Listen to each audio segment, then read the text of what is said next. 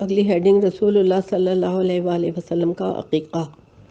اور ہمیں خبر دی ابو عبداللہ حافظ نے مختلف وسیلوں سے ہوتے ہوئے معاویہ بن صالح نے ابو الحکم تنوخی سے، وہ کہتے ہیں کہ قریش میں جب کوئی بچہ پیدا ہوتا تھا تو وہ اس کو قریش کی عورتوں کے حوالے کر دیتے تھے، صبح تک وہ اس پر ہنڈیا نصب کر دیتی تھیں۔ جب حضور پیدا ہوئے تو عبد المطلب نے ان کو قریش کی عورتوں کے حوالے کر دیا، اسی طرح کا ٹونا ٹوٹکا کرنے کے لیے۔ عورتوں نے جب جسم کو دیکھا تو وہ ہنڈیا دو ٹکڑے ہو چکی تھی، اور حضور کو دیکھا کہ وہ آنکھیں کھولے ہوئے اوپر آسمان کی طرف دیکھ رہے تھے۔ لہٰذا وہ عورتیں عبد المطلب کے پاس آئیں اور ان سے کہا کہ ہم نے ایسا بچہ نہیں دیکھا جو ہنڈیا اس پر پھیری تھی وہ بھی ٹوٹ چکی ہے اور اس کی آنکھیں کھلی ہوئی تھیں اور نگاہیں آسمان کی طرف تھیں۔ عبد المطلب نے کہا تم لوگ اس کی حفاظت کرو، میں امید کرتا ہوں کہ شاید وہ جنت کو پہنچے گا۔ جب 7واں دن ہوا تو عبد المطلب نے حضور کی طرف سے جانور ذبح کیا اور قریش کی دعوت کی۔ جب دعوت کھا چکے تو انہوں نے پوچھا، ارے عبد المطلب، جس بچے کی وجہ سے آپ نے ہماری ضیافت کی، آپ نے اس کا کیا نام رکھا ہے؟ عبد المطلب نے بتایا کہ محمد نام رکھا ہے۔ لوگوں نے پوچھا کہ آپ نے یہ نام اس کے گھر والوں کے ناموں سے بالکل مختلف رکھا ہے، آپ نے ایسا کیوں کیا ہے؟ انہوں نے جواب دیا کہ میں یہ چاہتا ہوں کہ اللہ تعالیٰ آسمانوں پر اس کی تعریف کرے اور اللہ کی مخلوق دھرتی پر اس کی تعریف کرے۔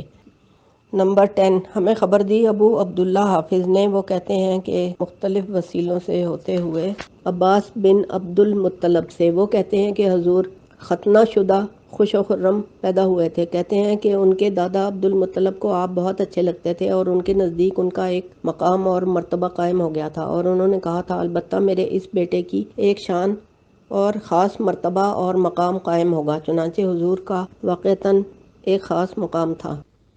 اگلا چیپٹر 8، ولادت کے سال، اصحاب الفیل اور اس سے قبل تبع کے ساتھ پیش آنے والے واقعات۔ نمبر 1، ہمیں خبر دی ابو عبداللہ حافظ نے مختلف واسطوں سے ہوتے ہوئے محمد بن اسحاق بن یسار نے، وہ کہتے ہیں کہ پھر تبع آگے بڑھا حتیٰ کہ مدینہ کی سرزمین پر اترا۔ وادی قبا میں اس نے وہاں ایک کنواں کھودا، آج کل جس کو بئر ملک کہتے ہیں، اور اس وقت مدینہ میں یہودی تھے اور اوس اور خزرج تھے۔ وہ لوگ اس کے مقابلے میں اٹھ کھڑے ہوئے، انہوں نے اس سے لڑائی کی، دن بھر اس سے لڑائی کرتے رہے، اور شام ہوتی تو اس کے پاس ضیافت بھیج دیتے اور اس کے لشکریوں کے لیے بھی۔ جب ان لوگوں نے کئی راتیں ایسا کیا تو اس کو شرم آ گئی۔ اس نے ان لوگوں کے پاس صلح کا پیغام بھیجا، لہٰذا قبیلہ اوس کا ایک آدمی ان کے پاس گیا، اس کا نام بہو بن جلح تھا، اور اس سے بات کرنے کے لیے یہودیوں میں سے بنیامین قرظی گیا۔ بہو نے جا کر کہا، اے بادشاہ، ہم لوگ آپ کی قوم ہیں، اور بنیامین نے کہا، اے بادشاہ، یہ ایسا شہر ہے جس میں فاتحانہ داخلے کی آپ کو قدرت نہیں ہو سکتی اگرچہ آپ اپنی پوری کوشش صرف کر ڈالیں۔ اس نے کہا، ایسا کیوں ہے؟ انہوں نے اس کو بتایا کہ یہ انبیاء میں سے ایک نبی کی منزل ہے، اللہ تعالیٰ اس کو قریش میں سے بھیجیں گے۔ اور اس وقت تبع کے پاس یمن سے ایک خبر دینے والا آیا، اس نے اس کو آ کر بتایا کہ یمن میں ایک آگ لگی ہے، اس نے سب کچھ جلا کر ختم کر دیا ہے۔ لہٰذا تبع جلدی سے وہاں سے نکلا، اور اس کے ساتھ یہود کی ایک جماعت بھی تھی، ان میں بنیامین وغیرہ تھے۔ اس نے وہاں شعر کہا۔ ترجمہ، میرے پاس نصیحت آ گئی ہے تاکہ میں رک جاؤں اس بستی سے جو محفوظ کر دی گئی ہے محمد کی وجہ سے۔ کہتے ہیں کہ وہ وہاں سے روانہ ہوا۔ جب وہ مقام دف پر پہنچا، جمدان سے مکہ کے قریب 2 رات کی مسافت پر، تو ان کے پاس قبیلہ حذیل بن مدرکہ سے کچھ لوگ آئے، وہاں ان کے گھر تھے۔ انہوں نے کہا، اے بادشاہ، ہم آپ کو ایک ایسا گھر بتاتے ہیں جو سونے، چاندی، یاقوت اور زمرد سے، یعنی جو ہیرے جواہرات سے اٹا پڑا ہے، آپ اس کو لوٹیں گے؟ آپ خود بھی لینا، ہمیں بھی دینا۔ اس نے حامی بھر لی۔ ان قبائل نے اس کو بتایا کہ وہ گھر مکہ میں ہے، لہٰذا تبع مکہ کی طرف روانہ ہوا۔ وہ کعبے کو گرانے کا پکا عزم کر چکا تھا۔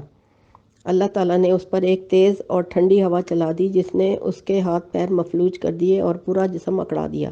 چنانچہ اس نے یہودیوں کو بلایا جو اس کے ساتھ تھے اور ان سے پوچھا کہ تمہارا برا ہو، یہ کیا مصیبت ہے جو مجھ پر پڑ گئی ہے؟ انہوں نے کہا کہ آپ کے دل کے اندر کوئی نئی بات پیدا ہو گئی ہے۔ اس نے کہا، میں نے کیا نئی چیز پیدا کر لی ہے؟ انہوں نے کہا، آپ نے اپنے دل میں کسی نئی بات کا ارادہ کر لیا ہے۔ اس نے کہا، جی ہاں، کیا ہے۔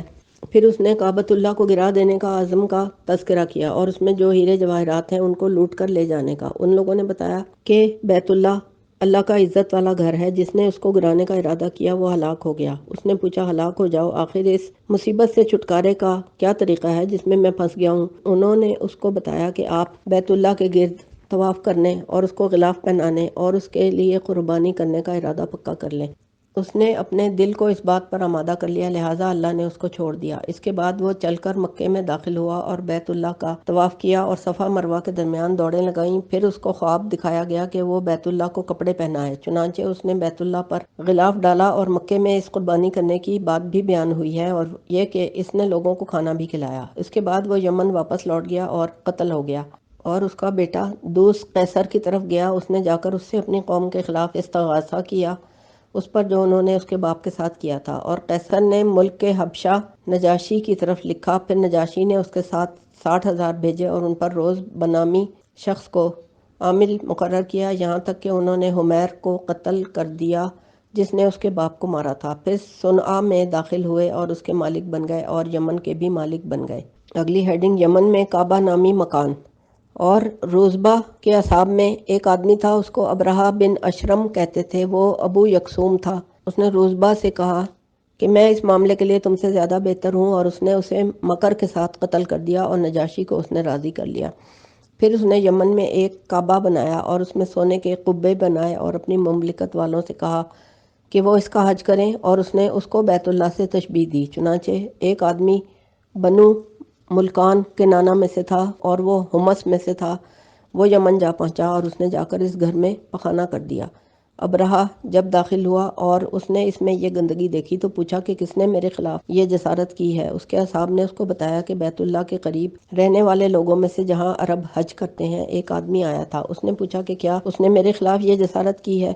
میری مدد کے لیے تیار ہو جاؤ، میں عربوں کے اس کعبے کو گرا دوں گا اور اس کو برباد کر دوں گا، اور میں عربوں کو بتا دوں گا، چنانچہ کبھی بھی اس گھر کا حج کوئی نہیں کرے گا۔ اس نے ہاتھی منگوائے اور اپنی قوم کے اندر اس نے اعلان کر دیا کہ میرے ساتھ نکلو، لہٰذا اس نے خود بھی وہاں سے روانگی اختیار کی، اور ہر اس شخص نے جس نے اہل یمن میں سے اس کی اتباع کی۔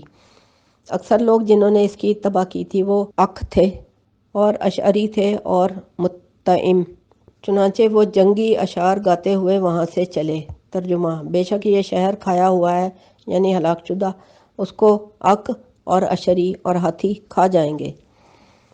اگلی ہیڈنگ، کعبہ شریف پر حملے کے لیے روانگی۔ کہتے ہیں اس کے بعد وہ روانہ ہوئے۔ جب کچھ راستہ طے کر لیا تو انہوں نے بنو سلیم میں سے ایک آدمی کو بھیجا تاکہ وہ لوگوں کو اس گھر کے حج کی دعوت دے جو اس نے بنایا تھا۔ چنانچہ اس کو ایک آدمی ملا قبیلہ حمص کا، بنو کنانہ میں سے، اس نے اس کو قتل کر دیا۔ جب ابرہہ کو اس کی موت کی اور اس شخص کی جسارت کی خبر پہنچی تو اس کا غصہ اور زیادہ ہو گیا، لہٰذا اس نے روانگی اور کوچ کرنے کے لیے لوگوں کو ابھارا، اور طائف پہنچ کر اہل طائف سے اس نے راستے کی رہنمائی کرنے والا آدمی مانگا۔ اہل طائف نے ابرہہ کے ساتھ قبیلہ حذیل کا ایک آدمی روانہ کیا، اس کا نام نفیل تھا، وہ ان لوگوں کو لے کر چلا، یہاں تک کہ وہ جب مقام مغمس میں پہنچے، مغمس میں مکہ کی بالائی سمت 6 میل کے فاصلے پر اترے، اور انہوں نے اپنے لشکر کے مقدمات آگے مکے میں روانہ کر دیے۔ قریش متفرق ہو کر پہاڑوں کی چوٹیوں پر چلے گئے اور کہنے لگے ہمیں ان کے ساتھ لڑائی کرنے کی طاقت نہیں ہے۔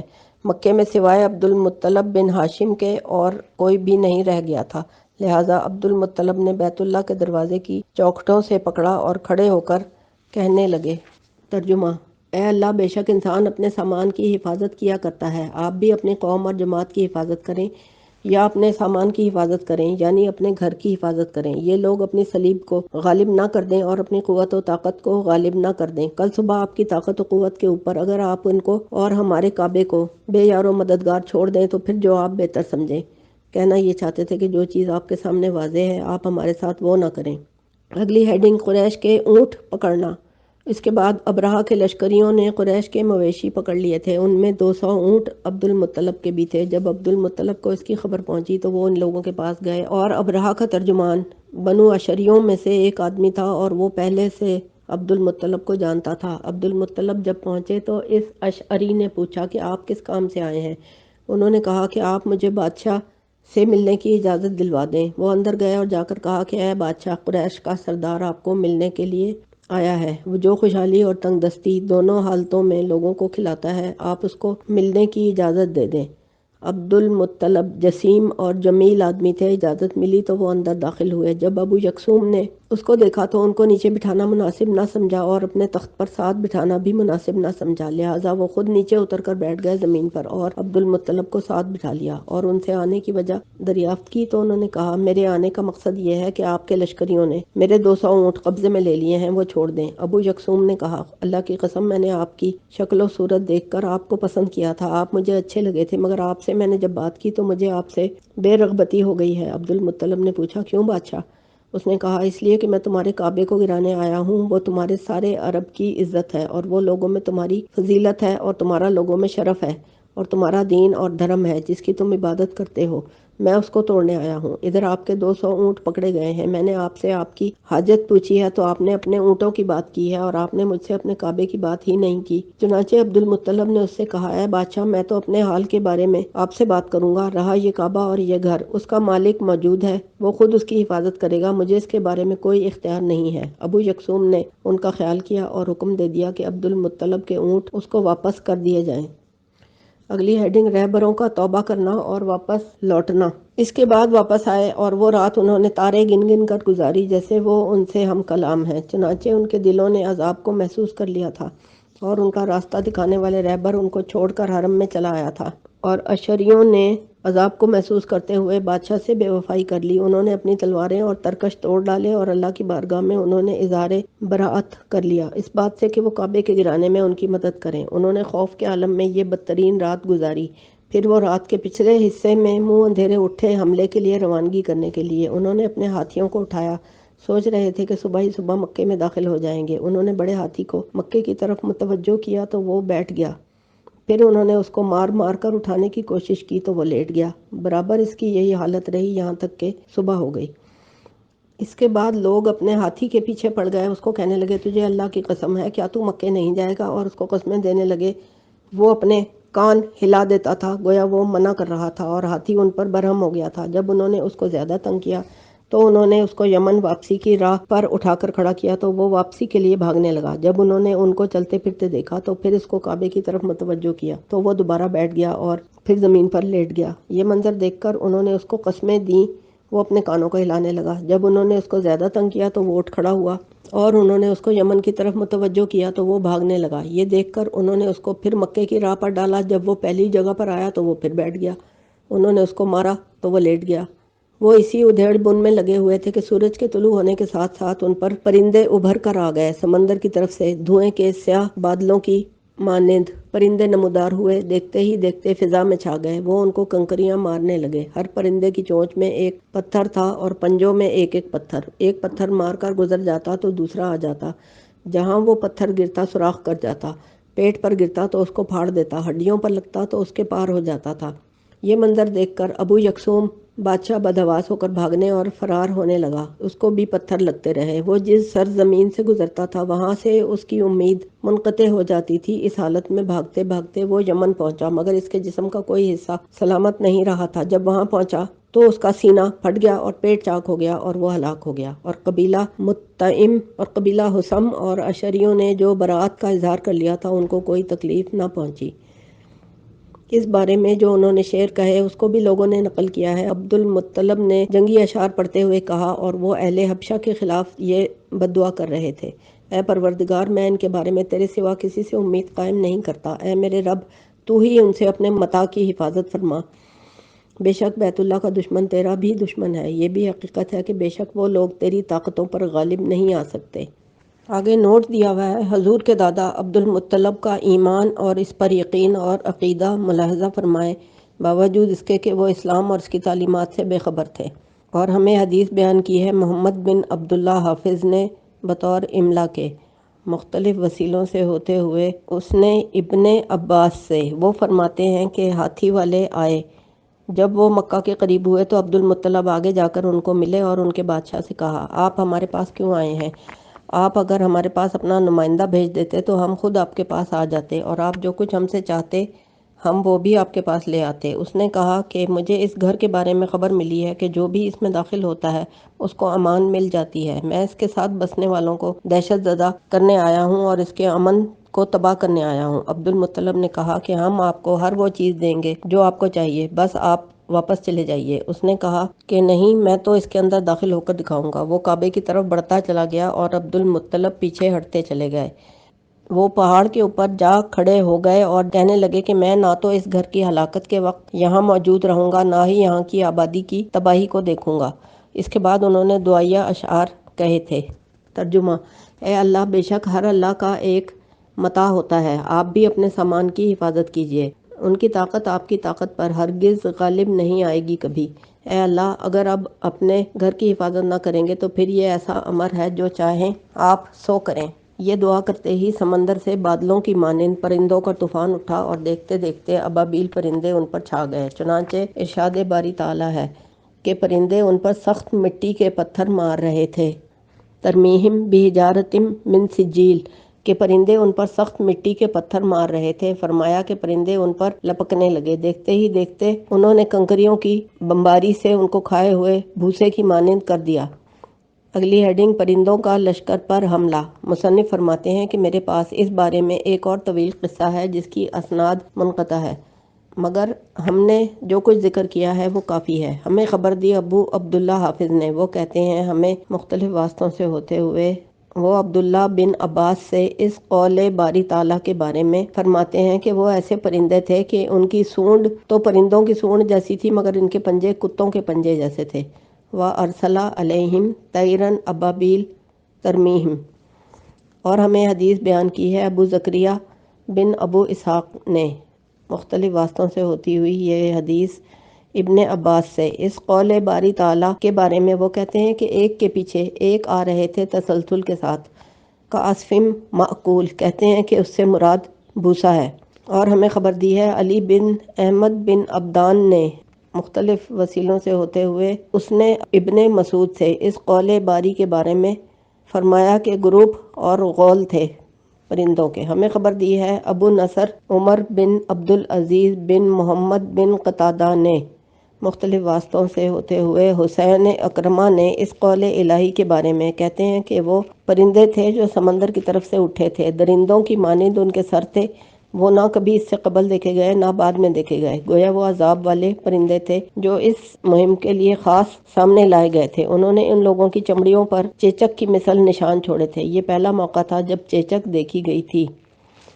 فرماتے ہیں کہ ہمیں حدیث بیان کی سعید بن منصور نے، اس نے ابو سفیان سے، اس نے عبید بن عمیر لیثی سے، وہ کہتے ہیں کہ جب اللہ تعالیٰ نے اصحاب فیل کو ہلاک کرنے کا ارادہ کیا تھا تو ان پر پرندے بھیجے تھے جو سمندر سے اٹھے تھے، گویا کہ وہ کالے ابابیل میں ابلق تھے جن کے ہاتھ بھی سفید تھے۔ ان میں سے ہر پرندے کے پاس 3 پتھر تھے تراشے ہوئے، ایک پتھر چونچ میں تھا اور 2 ان کے پنجوں میں تھے۔ وہ اس طرح آئے تھے کہ آ کر انہوں نے ان کے سروں پر صف باندھ لی تھی، پھر انہوں نے چیخ ماری اور جو کچھ ان کی چونچوں میں اور پنجوں میں تھا اسے گرا دیا تھا۔ جو بھی پتھر جس پر گرا اس کی دوسری طرف سے نکل گیا، اگر سر پر پڑا تو پخانے کی جگہ سے نکل گیا اور اگر جسم کے دیگر کسی حصے پر گرا تو دوسری جانب سے نکل گیا۔ کہتے ہیں کہ اللہ نے سخت ہوا بھیجی تھی، اس سے ان کے پیر مفلوج کر دیے تھے، پھر وہ اور شدید ہو گئی تھی، لہٰذا وہ سب ہلاک ہو گئے۔ اور ہمیں خبر دی علی بن احمد بن عبدان نے، وہ کہتے ہیں کہ مختلف وسیلوں سے ہوتے ہوئے اس نے ابن عباس سے، وہ کہتے ہیں کہ اصحاب فیل آئے اور مقام صفا پر انہوں نے پڑاؤ کیا، لہٰذا عبد المطلب حضور کے دادا ان کے پاس گئے، انہوں نے ان کو جا کر بتایا کہ یہ اللہ کا گھر ہے جس کے لیے تم برا ارادہ کر کے آئے ہو، مگر وہ نہ مانے، انہوں نے کہا کہ ہم تو اس کو گرا کر جائیں گے۔ وہ جو ہی اپنے ہاتھی کو آگے لگاتے وہ پیچھے آ جاتا، لہٰذا اللہ تعالیٰ نے ابابیل پرندوں کو بلایا، ان کو سیاہ پتھر دیے، ان پر کیچڑ لگی ہوئی تھی، جب وہ ان کے اوپر برابر آ گئے تو انہوں نے ان کو پتھر مار دیے، چنانچہ ان میں سے کوئی باقی نہ رہا، سب کو خارش نے آ گھیرا، ان میں جو بھی جسم کو جہاں سے کھجاتا اپنی جلد کو، وہاں اس کا گوشت گر جاتا۔ اگلی ہیڈنگ ہے کعبے کا نام بیت العتیق۔ ہمیں خبر دی ابو الحسن بن بشران عدل نے، بغداد میں، وہ کہتے ہیں کہ ہمیں مختلف وسیلوں سے ہوتے ہوئے اس نے عبداللہ بن زبیر سے یہ کہ رسول اللہ نے فرمایا حقیقت یہ ہے اللہ تعالیٰ نے بیت العتیق نام رکھا ہے کعبے کا، عتیق عتق سے بنا ہے اور عتق کا مطلب آزاد ہونا ہے، اس لیے اللہ تعالیٰ نے اس کو ظالموں اور جابروں سے آزاد کر دیا ہے، اس پر کوئی سرکش ظالم کبھی غاصب نہیں آئے گا۔ ہمیں خبر دی عبداللہ حافظ نے، اس نے سیدہ عائشہ رضی اللہ عنہا زوجہ رسول سے، وہ فرماتی ہیں کہ میں نے اصحاب الفیل کے ہاتھی بان یعنی ہاتھی کو چلانے والے سوار کو اور ہاتھی کو سیدھا اور سکھانے والے دونوں شخصوں کو اپنی زندگی میں مکے میں دیکھا تھا۔ وہ دونوں اندھے ہو گئے تھے اور چلنے پھرنے سے معذور ہو گئے تھے۔ مکہ کی گلیوں میں وہ لوگوں سے کھانا مانگتے پھرتے تھے۔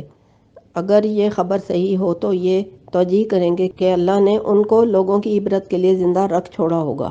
چیپٹر 9 ایوان کسریٰ میں زلزلہ واقع ہونا اور اس کے کنگورے گر جانا اور موبزان کا خواب، فارس کی آگ کا دم بخود ہو جانا وغیرہ دیگر نشانیاں جو شب ولادت رسول ظہور پذیر ہوئیں۔ نمبر 1 ہمیں خبر دی ابو سعد عبد الملک بن ابو عثمان زاہد نے۔ وہ کہتے ہیں ہمیں حدیث بیان کی ہے بالآخر مخزوم بن ہانی مخزومی نے، اس نے اپنے والد سے، اور وہ 150 سال کے تھے۔ انہوں نے کہا کہ جب وہ رات آئی جس میں حضور کی ولادت ہوئی تھی تو کسریٰ کا محل گر گیا تھا اور اس کے 14 کنگرے گر گئے تھے اور فارس والوں کی آگ کا الاؤ بجھ گیا تھا، اور یہ الاؤ اس سے قبل 1000 سال سے کبھی نہیں بجھا تھا، اور یکایک بحیرہ ساوا خشک ہو گیا تھا، اور موبزان نے سخت اونٹ دیکھے جو خالص عربی گھوڑوں کو کھینچ کر لے جا رہے ہیں، اور وہ دریائے دجلہ کراس کر کے اس کے شہروں میں پھیل گئے ہیں۔ جب صبح ہوئی تو کسریٰ کو اس خواب نے پریشان کر دیا، وہ گھبرا گئے، مگر اس پر اس نے بہادری جتلانے کے لیے اس پر صبر کیا۔ پھر اس نے سوچا کہ وہ اس بات کو اپنے وزیروں اور ارکان دولت سے نہیں چھپا سکے گا جس وقت اس کا صبر جواب دے جائے گا، چنانچہ اس نے ان کو جمع کیا اور تاج پہن کر اپنے تخت پر بیٹھ گیا۔ جب وہ سب لوگ جمع ہو گئے تو اس نے ان سے پوچھا کہ تمہیں معلوم ہے کہ میں نے تمہیں کیوں جمع کیا ہے؟ وہ بولے نہیں، ہمیں کچھ بھی معلوم نہیں، بلکہ بادشاہ ہمیں خود بتائے گا۔ وہ اس سلسلے کی بات کر ہی رہے تھے کہ اچانک اس کے پاس فارس کی آگ کے بجھ جانے کا خط بھی آ گیا جس نے اس کے غم کو اور زیادہ کر دیا۔ اس کے بعد اس نے اس خواب کی تفصیل ان کو بتائی جس نے اس کو خوفزدہ کر دیا تھا۔ پھر موبزان نے کسریٰ کو بتایا کہ اللہ تعالیٰ بادشاہ کی خیر رکھے، آج رات میں نے بھی ایک خواب دیکھا ہے۔ اس کے بعد اس نے اونٹوں والا خواب اس کو بتایا۔ کسریٰ نے پوچھا کہ اب کیا ہوگا اے موبزاں؟ وہ ان لوگوں میں سب سے زیادہ جاننے والا بھی تھا۔ اس نے بتایا کہ سرزمین عرب کے کونے میں کوئی نیا واقعہ رونما ہوا ہے۔ اسی وقت کسریٰ نے ایک خط لکھا جس کا عنوان تھا کہ یہ خط بادشاہوں کے بادشاہ کسریٰ کی طرف سے نعمان بن منذر کی طرف۔ اما بعد آپ میرے پاس ایک عالم بھیجیں جس سے میں جو چاہوں پوچھ سکوں۔ انہوں نے عبد المسیح بن عمرو بن حیان بن بقیلہ غسانی کو بھیج دیا۔ وہ جب پہنچے تو کسریٰ نے ان سے پوچھا کہ کیا آپ کے پاس ایسا علم ہے کہ میں جو چاہوں تم سے پوچھ لیا کروں؟ انہوں نے جواب دیا کہ بادشاہ مجھ سے کوئی سوال کرے یا مجھے خبر دے، اگر میرے پاس اس کا علم ہوگا تو میں ان کو اس کا جواب دوں گا، اگر میرے پاس علم نہیں ہوگا تو میں کسی ایسے آدمی کی طرف رہنمائی کروں گا جو اس کو جانتا ہوگا۔ لہٰذا کسریٰ نے ان کو وہ خواب ذکر کیا۔ اس نے بتایا کہ اس خواب کی تعبیر کا علم میرے ماموں کے پاس ہے جو شام کے بالائی حصے میں رہتا ہے، اس کا نام سطیح ہے۔ کسریٰ نے کہا کہ ٹھیک ہے، آپ اس کے پاس جائیں اور جا کر پوچھیں، پھر اس کی وہ تعبیر میرے پاس لائیں جو وہ آپ کو بتائے۔ لہٰذا عبد المسیح اٹھ کر چلا گیا اور سطیح کے پاس پہنچا تو وہ موت کی کشمکش میں تھا۔ اس نے جا کر ان کو سلام کیا مگر وہ جواب نہ دے سکا، لہٰذا عبد المسیح نے شعر کہے۔ ترجمہ: کیا یمن کا سردار بہہ رہا ہے یا سن رہا ہے یا دل کا دورہ پڑ گیا ہے اس کو، لہٰذا جلدی کی ہے اس کے ساتھ بالآخر موت کی سبقت نے۔ اے اس خاص سرزمین کے مالک جس نے نہ جانے کس کس کو تھکا کر کمزور کر دیا ہے، اور اے نحیف اور پرشکن چہرے سے پریشانی دور کرنے والے، آپ کے پاس قبیلے کا بزرگ آیا ہے جو کہ آل سنن سے ہے، جس کی ماں آل ذؤب بن حجن سے ہے، نیلی آنکھوں والا، سیاہ دانتوں والا، کانوں کو پھاڑنے والا، سفید پرانی تار تار چادر والا، چور بدن والا، عجم کے سردار کا قاصد جو خاص حاجت کے ساتھ چلا آ رہا ہے، نہ بادلوں کی گرج سے ڈرتا ہے اور نہ ہی زمانے کے حوادث سے۔ مجھے زمین گھماتی جاتی ہے، مضبوط اونٹنی جو کہ سخت ہے وہ مجھے اوپر اٹھاتی ہے پتھریلی زمین پر اور دور دراز پہنچاتی ہے مجھے دوسری پتھریلی زمین پر، یہاں تک کہ آیا سینے کی برہنہ اور ظاہر ہڈیوں والا اور جھکی ہوئی کمر والا، لپیٹتی ہے اس کو ہوا میں نرم مٹی اور غبار کچرے کے ڈھیر کا، گویا کہ اسی مٹی کا غبار کا سرما لگایا گیا تھا مجھے، میری پرورش کرنے والی دونوں ماؤں کی طرف سے اکٹھے۔ اگلی ہیڈنگ ہے سطیح کے کلمات۔ کہتے ہیں کہ یہ اشعار سن کر سطیح نے اپنی دونوں آنکھیں کھول دیں اور پھر کہا کہ اے عبد المسیح جو تیز رفتار اونٹ پر سوار ہو کر آیا ہے سطیح کی طرف، میں صاف صاف اور پوری بات تمہیں بتاتا ہوں، تجھے ساسانی بادشاہ نے بھیجا ہے ایوان کسریٰ کے زلزلے، فارس کی آگ کے بجھنے، موبزان کے خواب کا پوچھنے کے لیے۔ جو خواب اس نے دیکھا ہے کہ مضبوط اونٹ خالص عربی گھوڑوں کو آگے آگے کھینچ کر چل رہا ہے جنہوں نے دریائے دجلہ پار کر لیا ہے اور وہ اس کے شہروں میں پھیل گئے ہیں۔ سنو اے عبد المسیح۔ نمبر 1، جس وقت قرآن کی تلاوت کثرت سے شروع ہو جائے گی۔ نمبر 2، اور موٹی لاٹھی والا شخص ظاہر ہو جائے۔ نمبر 3، اور وادی سماوا بہہ چلے۔ نمبر 4، اور دریائے ساوا خشک ہو جائے۔ نمبر 5، اور اہل فارس کی آگ کا الاؤ بجھ جائے تو شام کی سرزمین ستیح کا مسکن نہیں رہے گی۔ ہاں، شامیوں میں سے بعض بادشاہ اور ملکہ بادشاہت کریں گے، مگر کسریٰ محل کے گرنے والے کنگروں کی تعداد کے مطابق، اور ہر وہ چیز جو آنے والی ہے وہ آئے گی۔ ستیح نے اپنی بات پوری کر لی تو عبد المسیح اپنے سامان سفر پر واپس اٹھ کر چلا آیا، اور وہ یہ شعر کہہ رہا تھا۔ ترجمہ۔ عبد المسیح اپنے آپ کو مخاطب کر کے کہتے ہیں کہ ہمت کر، بے شک آپ تو مسلسل پریشانیوں میں ہمت کرتے ہیں۔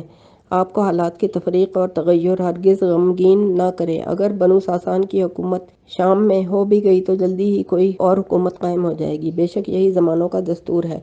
کبھی کبھی وہ بادشاہ شوکت و دبدبہ کے ایسے مقام پر ہوتے ہیں کہ ان کے غلبے اور خوف سے بہادر شیر بھی ہیبت زدہ ہو جاتے ہیں۔ ان میں سے چند نام یہ ہیں: صاحب محل بہرام اور اس کے بھائی ہرمزان اور صابور واقعی صابور تھا، اور لوگ تو الاتی باپوں کی اولاد ہیں، یعنی کہ باپ ایک اور مائیں مختلف، جس کے بارے میں جان لیتے ہیں کہ وہ اس سے کمتر ہے، سو وہ ذلیل و رسوا ہوتا ہے، علیحدہ اکیلا چھوڑ دیا جاتا ہے۔ اور وہ ماں کی اولادیں، اگر وہ مالدار ہو جائیں مال مویشی کے ساتھ تو یہ اس کی غیبی حفاظت ہوتی ہے اور مدد ہوتی ہے۔ بہرحال خیر و شر دونوں زمانوں میں ساتھ ساتھ رہتے ہیں، خیر کی پیروی کی جانی ہے اور شر سے محفوظ رہا جانا ہے۔ کہتے ہیں کہ جب عبد المسیح کسریٰ کے پاس واپس آیا اور آ کر اس کو ستیح کے قول کے بارے میں بتایا تو وہ کہنے لگا، ارے ابھی تو بہت وقت پڑا ہے اس نبی کے آنے اور ہماری حکومتوں کو ختم ہونے میں۔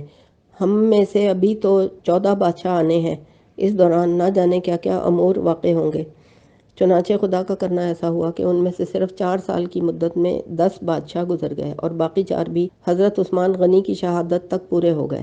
مصنف فرماتے ہیں، میں کہتا ہوں کہ ستیح کی طرف منسوب ایک اور قصہ بھی ہے جس میں اس نے اس وقت بھی کچھ ایسی ہی خبر دی جب وہ مکہ میں آیا تھا۔ اس نے ان لوگوں کو بتایا تھا کہ قریش میں سے جو ان سے ملے ہوئے تھے ان میں سے ایک عبد مناف بن قصہ بھی تھے۔ ان کو اس نے نبی کریم کے احوال کے بارے میں اور ان کے بعد خلفاء کے بارے میں خبر دی تھی، اور ستیح سے منسوب اور قصہ بھی ہے۔ ہاں، البتہ ربیعہ بن نصر لخمی کے خواب کی تعویل کی بابت بہت تکلف کیا گیا ہے۔ چیپٹر 10، ہیڈنگ ذکر رضائے رسول صلی اللہ علیہ وآلہ وسلم اور دودھ پلانے والی اور پرورش کرنے والی مائیں۔ نمبر 1، ہمیں خبر دی ابو عبداللہ محمد بن عبداللہ حافظ نے، وہ کہتے ہیں کہ مختلف حوالوں سے اس نے ابن اسحاق سے، وہ کہتے ہیں کہ حضور ان کی والدہ کے حوالے کیے گئے اور ان کے دودھ پلانے والیاں تلاش کی گئیں ان کے دودھ پلانے کے لیے۔ حلیمہ بنت ابو ذؤیب سے دودھ پلانے کی درخواست کی گئی۔ ابو ذؤیب کا نام عبداللہ بن حارث بن شجنہ بن جابر بن رزام بن ناصرہ بن سعد بن بکر بن حوازن بن منصور بن اکرمہ بن خصفہ بن قیس ایلان بن مضر ہے۔ حضور کا رضائی والد، آپ کے رضائی والد کا نام حارث بن عبد العزیٰ بن رفاع بن ملان بن ناصرہ بن سعد بن بکر بن حوازن۔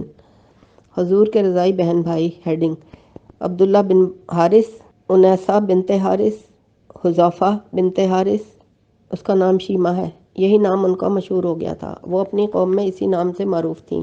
یہ حضور کی رضائی ماں حلیمہ بنت ابو ذؤیب کی بیٹی تھیں۔ مورخین نے ذکر کیا کہ شیمہ حضور کی پرورش کرتی تھی اپنی والدہ کے ساتھ جب حضور ان کے پاس تھے۔ نمبر 2، ہمیں خبر دی ابو عبداللہ حافظ نے، وہ کہتے ہیں کہ مجھے حدیث بیان کی ہے حلیمہ بنت حارث سے جو کہ رسول اللہ کی رضائی ماں ہیں۔ وہ کہتی ہیں کہ میں بنو سعد بن بکر کی دیگر عورتوں کے ساتھ مکے میں آئی۔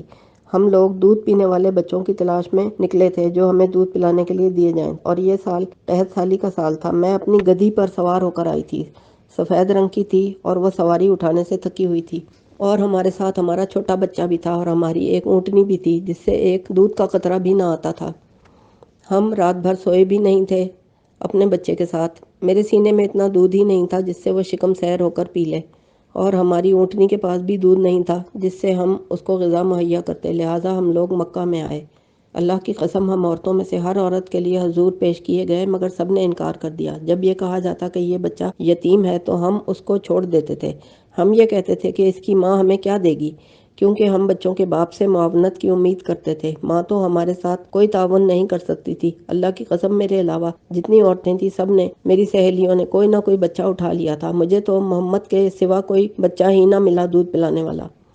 اگلی ہیڈنگ ہے حلیمہ سعدیہ کی قسمت جاگنا۔ میں نے اپنے شوہر حارث بن عبد العزیٰ سے کہا کہ اللہ کی قسم میں یہ بات بالکل ناپسند کرتی ہوں کہ میں اپنی سہیلیوں میں اکیلی اور خالی ہاتھ جاؤں، میرے پاس کوئی دودھ پینے والا بچہ ساتھ نہ ہو۔ میں اس یتیم کے پاس جاتی ہوں اور اسے لے آتی ہوں۔ اس نے کہا کہ مرضی ہے تمہاری، مجھے کوئی اعتراض نہیں ہے۔ چنانچہ میں جا کر حضور صلی اللہ علیہ وآلہ وسلم کو لے آئی۔ اللہ کی قسم میں نے انہیں اس لیے لیا تھا کہ مجھے اس کے سوا اور کوئی دوسرا بچہ ملا نہیں تھا۔ چنانچہ میں اسے لے کر اپنی منزل پر پہنچی۔ میں نے اپنا پستان اس کے آگے کیا تو اس نے خوب سیر ہو کر دودھ پی لیا، اور اس کے رضائی بھائی نے پیا، وہ بھی شکم سیر ہو گیا۔ اور میرے شوہر اٹھ کر اونٹنی کے پاس گئے تو اس کے تھن بھی دودھ سے بھرے ہوئے تھے۔ انہوں نے اس کا دودھ نکالا، انہوں نے بھی پیا اور میں نے بھی پیا۔ ہم خوب سیر ہو گئے، ہم نے یہ رات خیر خوشی کی گزاری۔ صبح میرے شوہر نے مجھ سے کہا، اے حلیمہ، اللہ کی قسم میں سمجھتا ہوں کہ آپ کوئی مبارک روح لے کر آئی ہو۔ کیا آپ دیکھتی نہیں ہو کہ اس کو لے آنے کے بعد ہم نے آج رات کیسی خوشی اور سکون سے گزاری ہے اور خیر و برکت سے گزاری ہے۔ ہمیشہ اللہ تعالی ہماری خیر و برکت میں اضافہ کرتا رہے۔ نیچے حاشیہ دیا ہوا ہے۔ حاشیہ جن عورتوں کے بارے میں یہ مذکور ہے کہ انہوں نے حضور کو دودھ پلایا وہ 10 ہیں۔ آپ کی والدہ محترمہ آمنہ بنت وہب نے حضور کو 7 دن دودھ پلایا۔ نمبر 2، صوبیہ لونڈی ابو لہب۔ ابو لہب نے اس کو آزاد کر دیا تھا۔ اس نے حضور کو اپنے بیٹے مسروح کے ساتھ دودھ پلایا تھا۔ اسی وجہ سے حضور اور سیدہ ختیجہ اس آزاد شدہ لونڈی صوبیہ کا احترام کرتے تھے، یہاں تک کہ حضور ان کے لیے مدینہ سے کپڑے اور دیگر عطیات بھیجتے تھے، اور فتح خیبر کے بعد ان کا انتقال ہو گیا تھا۔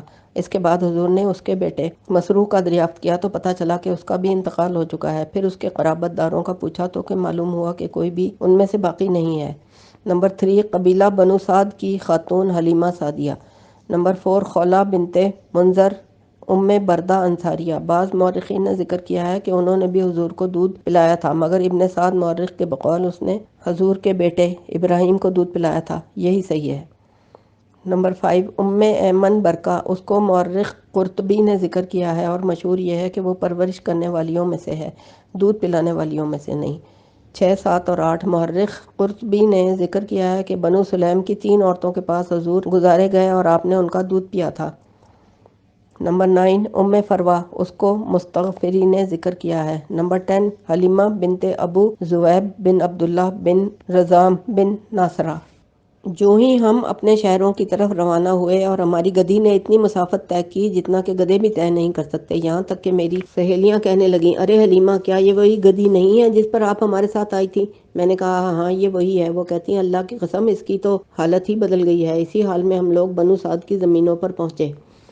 میں نے خدا کی زمینوں میں بنو سعد کی زمین سے زیادہ قحط زدہ خشک اور بنجر زمین نہیں دیکھی تھی، مگر حضور کے آ جانے کے بعد میری بکریاں صبح کو جاتی تھیں اور شام کو پیٹ بھر کر واپس آتی تھیں اور دودھ سے تھن بھرے ہوتے تھے۔ ہم جس قدر چاہتے تھے دودھ دوہتے تھے، جبکہ ہمارے ارد گرد کوئی ایک انسان بھی ایسا نہیں تھا جس کی بکریاں ایک قطرہ دودھ کا بھی دیتی ہوں۔ شام کو ان کی بکریاں خالی پیٹ بھوکی واپس آتی تھی، لہٰذا بکریوں کے مالک اپنے اپنے چرواہوں سے کہتے تھے تم بھی ان کے ساتھ چروایا کرو۔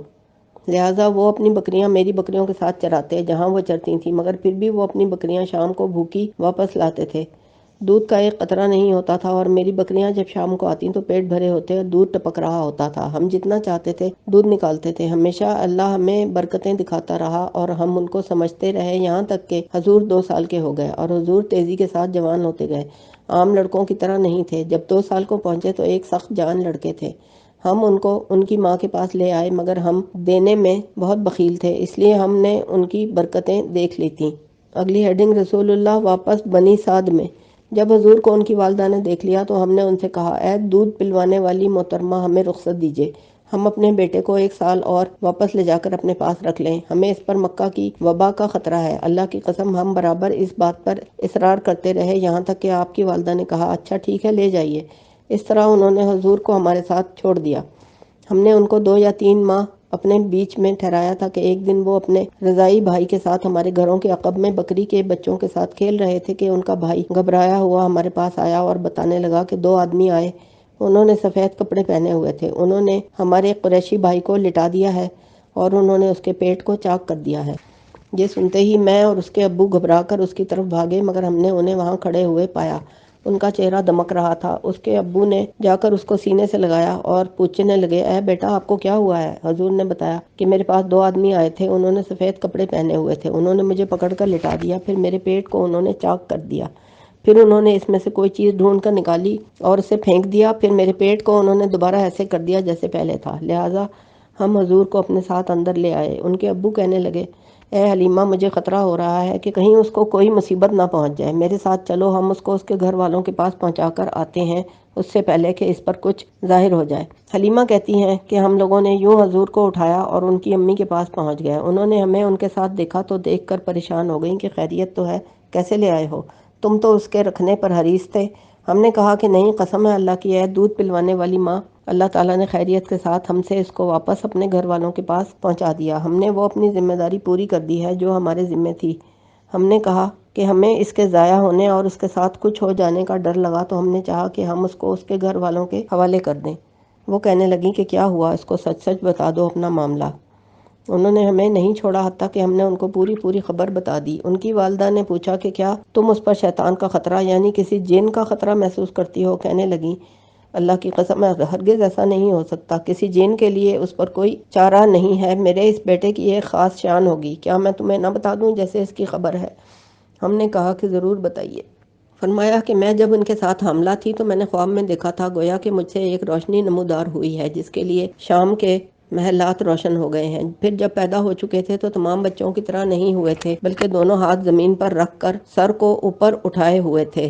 اس کے بعد فرمایا کہ ٹھیک ہے، آپ لوگ اس کو چھوڑ جائیے۔ میں کہتا ہوں، تحقیق روایت کیا ہے محمد بن زکریا غلابی نے اپنی اسناد کے ساتھ ابن عباس سے اس وجہ سے اس قصے کو بہت اضافات کے ساتھ، اور وہ سارے میں نے سن رکھے ہیں، مگر بات یہ ہے کہ محمد بن زکریا تہمت زدہ ہے حدیثیں وضع کرنے کی تہمت کے ساتھ، لہٰذا اسی پر اختصار کرنا جو اہل مغازی کے نزدیک معروف ہے وہ زیادہ بہتر و اعلیٰ ہے۔ پھر میں نے اللہ تعالیٰ سے استخارہ کیا ان روایات کو درج کرنے کے بارے میں، لہٰذا اس کے الحاق کرنے کی بابت اختیار واقع ہو اس کے ساتھ جسے ہم نے اہل مغازی سے پہلے نقل کیا ہے، بوجہ اس کی شہرت کے مذکورین میں۔